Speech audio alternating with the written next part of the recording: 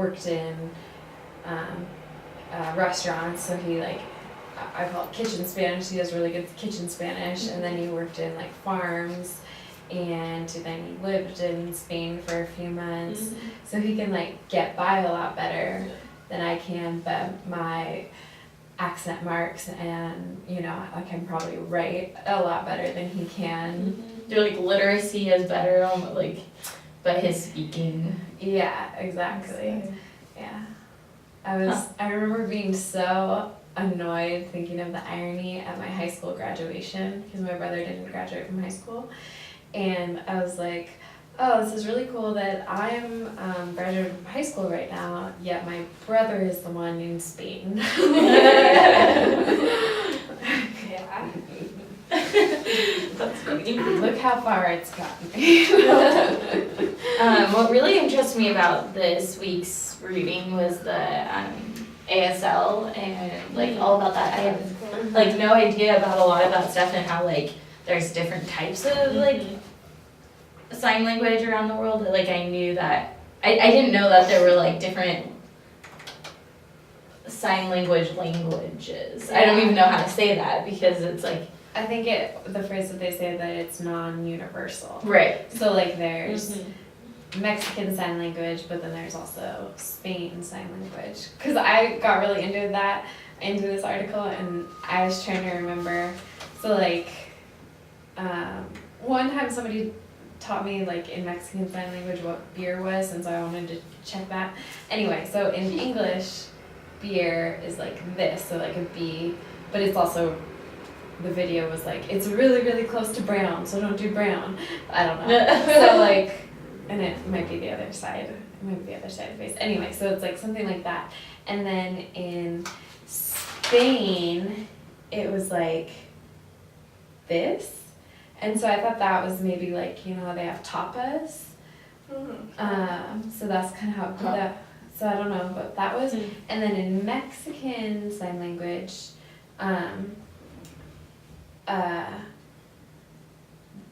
this was coffee, and I was like, oh man, I'd be so annoyed if I was like trying to order a coffee in Mexico, or trying to order a beer and they brought me a coffee.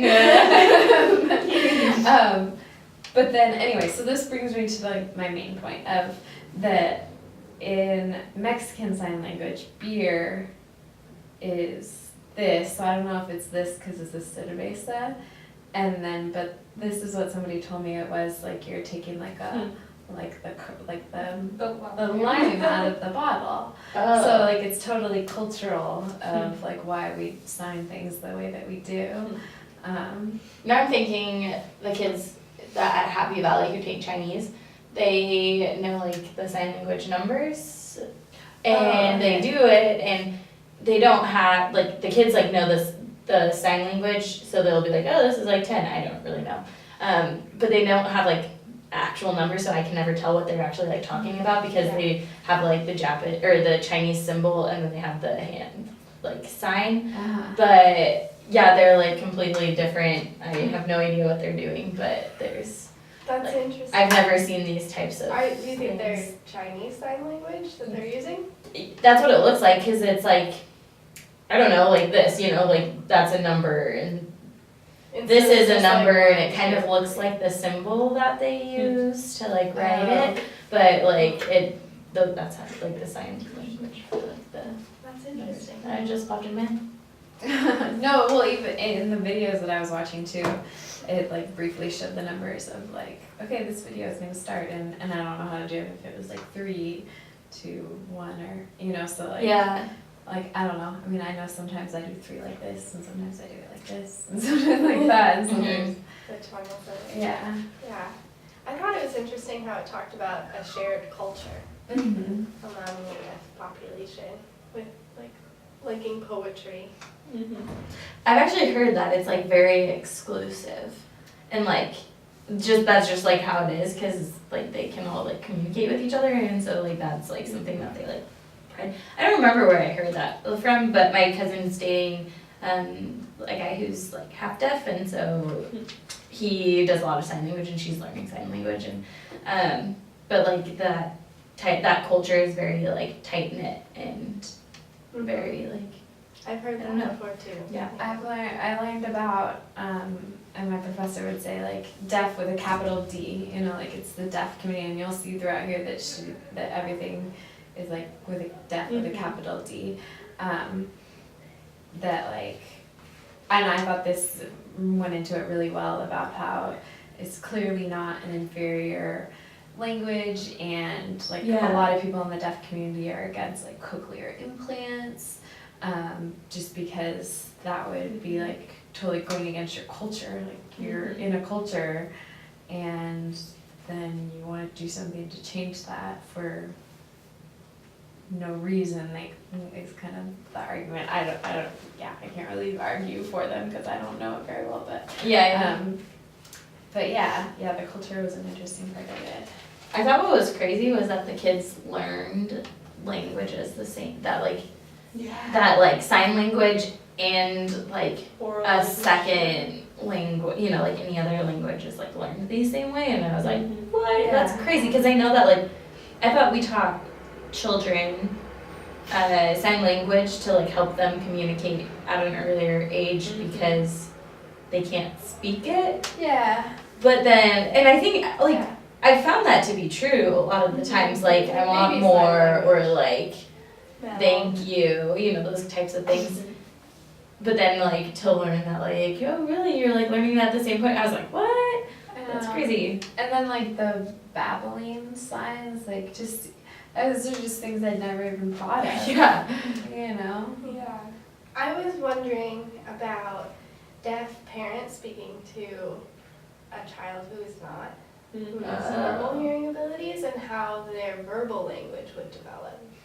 Mm. I think as That's long a as good they were point. like in a classroom or around people who could also like speak to them. Yeah. You'd really Might have be to harder. surround them with people at a young age though, because a lot of kids, like, they know a lot because of their parents, because that's where they spend most of their time, like, even as, like, in the womb, it's been, like, Yeah. proven Start that, to like, you hear. can start to hear, so I think you just, like, really have to, like, immerse them in that, like, culture, but that would be hard, because that's also, like, a part of the deaf culture is, like, to Yeah. sign, wow, that would be, yeah, interesting.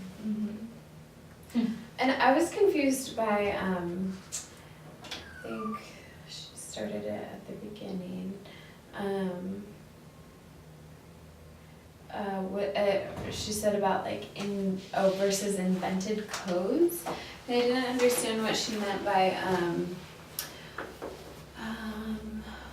Which part are you talking about? In her article. in the Petito article. It's on the first page, and it's real sign language versus invented codes. And she talks about the invented sign-based codes that are often used in classroom with deaf students as a teaching tool, such as in Quebec, Scene Essential English in the English schools. So, okay, now as I'm reading it out loud, that's ringing a bell with me. That this is just an invented sign-based code used as a, I'm never Does it- gonna be able to pronounce this, pedagogic tool.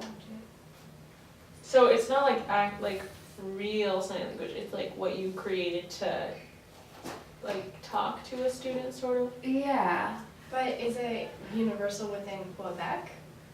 Well, this one is. I talked about one in France also. Well, there was one in. Well, I know I've heard of that there's two different types of American Sign Languages too. So yeah, that's a good question. I'm just wondering if it's not defined as a real language because it doesn't have all the grammatical features of a real language, Mhm. and it's just used by this certain group of people. Yeah. So this is like a Is it more like a sign language type of thing that they use to communicate with a child. Well, okay, so Yeah. it says that there's a general scientific agreement about the status of these invented sign-based codes. So that makes it seem like they're, like, it doesn't depend where they are, but you can have invented sign-based codes. Yeah. I wonder what that looks like. I have no idea. Like just coming up with like ways to like say things like the way it looks, like door or Like slang sign language? sort of? I like kind of think it would be more like that, like you just No. decide like to do. walk. Isn't that Just what like- walk actually means? I think that's what walk. Yeah, I actually know, is, I but was maybe like- not in French. Or like, I don't know, just like hear or like listen or like Yeah. look, like those types of things that we do in Oh, school. like visual maybe. cues that are Yeah, really like, is it the just real like- signs. Yeah, like is it just the charades that they've decided on? Maybe. Yeah. That's kind of what I took it to be. Because like it talks about like all the different things that make up a invented sign-based code. So like they're invented teaching devices that are not used normally by deaf communities anywhere. Would it be like They're a not TPR? passed down from from Oh, they're generation not to passed generation. Mm-hmm. They are like hybrids of different parts of spoken language and sign language that don't have like full grammar in them. Okay, that makes sense. Yeah. I'm just wondering what population speaks these hybrids. Yeah. If it's like teachers I feel making like up stuff for their probably. students. Yeah. I mean, like I can see like how teachers do that because it helps like with learning, Mhm. like For all children. for all children. Like we were taught TPRs, which are like in our literacy class. So like Total the physical response. yeah, so like you know like thesis, the big bold idea thesis, and so yeah. it's like Yeah. you are explicitly having them do something to learn that, and so like those could be like Mhm. made up like Mm-hmm. Yeah. That's true. signs. I don't know. That's kind of what I connected it to. Yeah. I wasn't really reading that.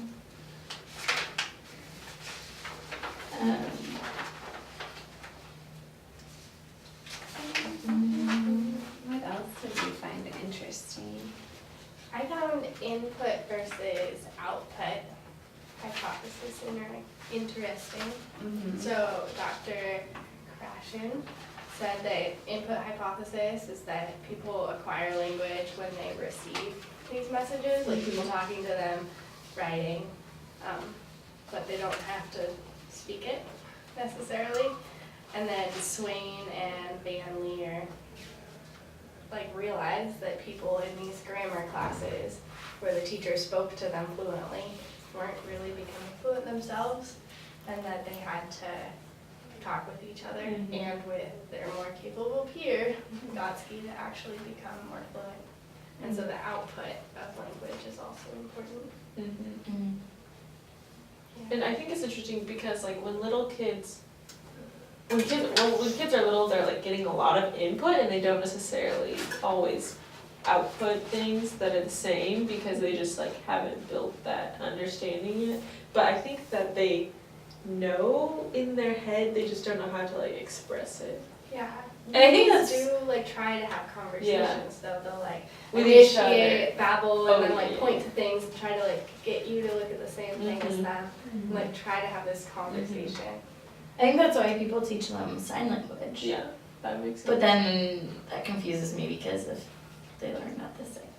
If at the same rate. But I guess like if you Yeah. just are teaching them like little words, like little things, then it might be like a quicker way to like an easier way to say. I don't know. That just confuses me. Yeah, that's a really good point. Just because like I know babies who can sign but can't say what they're signing. I think in their minds, the meaning is the same for them though. I'm sure it is, yeah. But like if the time or what are they called? The timeline development or the stages, course yeah. or whatever they say in it. They say like they all line up. Mm-hmm. Yeah, so why would it be easier to sign milk rather Then than say it. I don't know. Well, also we learned that the body develops from inside out, which also doesn't really make sense. Yeah. Because their vocal cords should be stronger than their hands. Yeah. I don't know I don't about, I don't know know. about that either. Well, it If you reminds have me an of- answer for us, Yeah. let us know. Because I'm curious. Yeah, I'm super curious. I thought the social distance, I mean, it was kind of like a really obvious point, but that they broke it down, that, there are those 8 factors of, there are 8 social factors and 3 psychological factors of learning a language, and if any of those factors are too great, then they can't learn a language. Like, I think Mackenzie, you were talking about Alberto and how, I mean, that's how so many of our students are gonna be if they, we can't, it's not a bad thing that they have a tight-knit community and a tight-knit culture. It was talking about like separate churches, like with the different like services, so that they can like understand what's going on. Like, you don't want to have to be struggling through like church or like those types of things to like try and understand. I wonder if you would have to make an effort if you have like your family is only speaking all of this goes with Spanish, because that's what our big population of ELLs is. So there's families only speaking Spanish, and then all their friends are only speaking Spanish, and then their church service, and where their parents work probably, and if there needs to be a push to like join a sports team of with a different group of kids, but your sports teams go by your neighborhood, right? And so if you live with all the same people too, and if the only place where you need to learn English is school might not seem that important in general. Yeah, that's true. That's a really good point. So how do kids like learn or like through activation if they only have it like in the school? That's probably why so many Don't. Yeah. and like stay semi-proficient. But like what as teachers can we do to like help them, because it's mostly outside of school things that they can be involved in. We don't really have much like say in that always. Yeah. I think part of it, or a lot of it, is motivating them and having them feel like there's a need to, and then giving them opportunities to. Yeah, because we can help with at least the psychological factors, because those are motivation, attitude, and culture shock. Well, we might not be able to help with culture shock, but we can at least with attitude help with creating a positive climate in the classroom of like even with like effective filters type stuff of making sure everyone knows that it's okay to mess up and it's okay to practice, and I don't know, I think it would even be nice in our high school classes if there's this general agreement like, hey, we're all learning a new language and nobody knows this language, so don't laugh at your friend when they mess up, because you're gonna mess up too. Yeah. I don't know. That's interesting. And that obviously goes beyond into all classes, but we should always create a positive environment. Of course.